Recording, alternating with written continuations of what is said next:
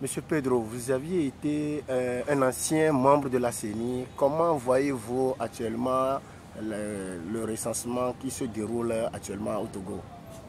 C'est la cacophonie totale.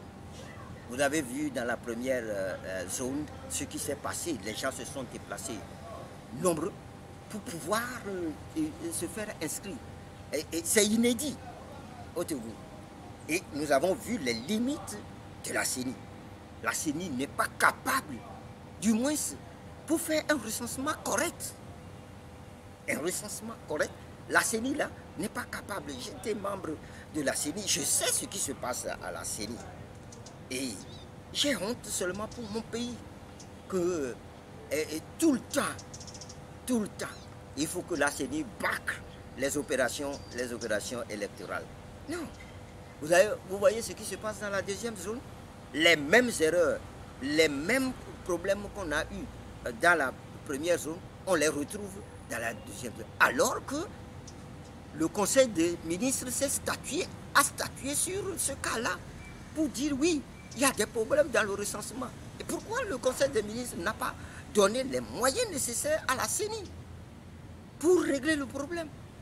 Voyez-vous, c'est ça au Togo. C'est ça au Togo. On voit la chose et personne ne veut travailler pour régler ces problèmes-là. Dommage. Dommage. Ceux qui sont à la CENI, qu'ils n'oublient pas, hein, ils sont des Togolais aussi. Ce qu'ils font de mal là, ça va les rattraper tôt ou tard. C'est ce que je pense. Monsieur Pedro, le Togo, il y a quelques jours, le Togo est en train de réaliser, on peut le dire, un sommet panafricain en tant qu'un citoyen togolais. Est-ce que ça peut apporter quelque chose aux Togolais? Pour faire un sommet panafricain, il faut d'abord régler les problèmes de son propre pays, non? Vous n'avez pas fini de régler les problèmes du pays, vous voulez régler les problèmes de l'Afrique. Non, ça, ce sont des trucs, des sommets pour se donner la prestance parce que les élections approchent. C'est ce que je peux dire. Malheureusement, beaucoup de gens pensent qu'au Togo, il y a l'argent qui coule à flot, donc tout le monde peut venir en ramasser. C'est ce que je peux dire. Mais dommage que le Togo a été toujours, depuis son indépendance, à partir du premier président Sylvanus Olympio, souvenez-vous que la charte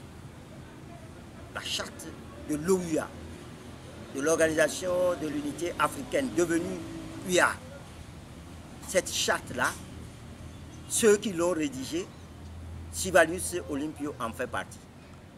Et il devait remettre sa copie, hein, ou bien il devait voir sa copie avec le président libérien William Tubman, quand le dimanche 13 janvier, il a été abattu au petit matin.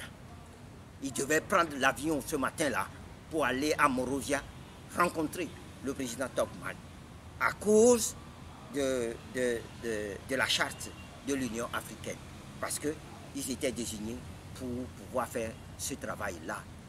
Vous savez, le Togo a fait beaucoup de choses, mais nous avons tourné la tête aux choses. La CEDEAO, c'est le Togo. C'est M. Sylvanus Olympio avec Sœur Tafewa Balewa qui ont imaginé. Mais les gens, d'autres disent que c'est Yadima qui a initié. Il y a des documents. Il y a des documents, il ne faut pas se tromper. L'histoire du Togo est têtue. Quand bien même on a voulu nettoyer l'histoire du Togo, non. Les gens sont là. Allez lire.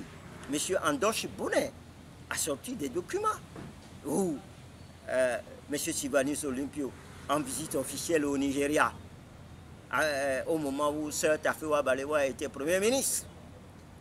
C'est à ce moment-là qu'on a commencé par mettre sur les fonds baptismaux la CEDEAO.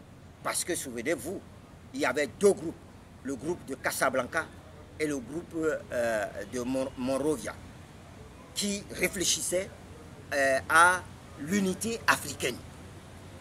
Pour le groupe de Casablanca, il fallait aller directement à l'unité africaine, c'est-à-dire avoir un seul État pour l'Afrique.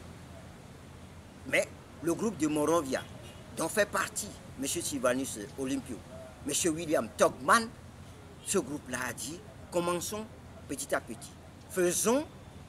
Commençons dans les zones, les zones sous-régionales, commençons par nous entendre, et puis après, on fera au sommet l'unité africaine.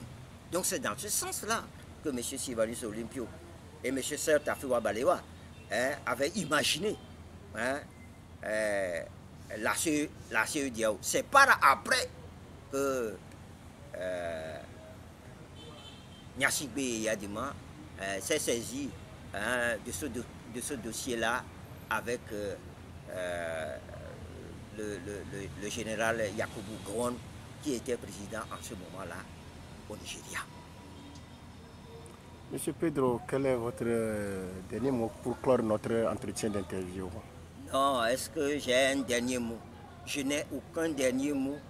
La seule chose dont mon cœur aspire, c'est que notre pays puisse devenir l'or de l'humanité. Vous voyez, je parle avec émotion lorsque je parle de mon pays. Et mon cœur trépigne de voir ce qui se passe actuellement. Non. Et je quitterai ce monde avec l'espoir total, de mon vivant, que le Togo sera l'or de l'humanité. Parce que c'est un beau pays, un pays où sa population est laborieuse, un pays béni des dieux, mais un pays que nous autres Togolais, nous continuons par enfoncer dans le caniveau. Mon désir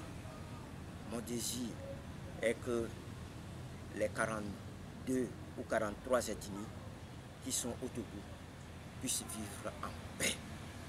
Voilà. Si j'ai un désir, c'est cela. Je parle toujours avec émotion lorsqu'il s'agit de mon pays. Monsieur Pedro, merci beaucoup. C'est moi qui vous remercie.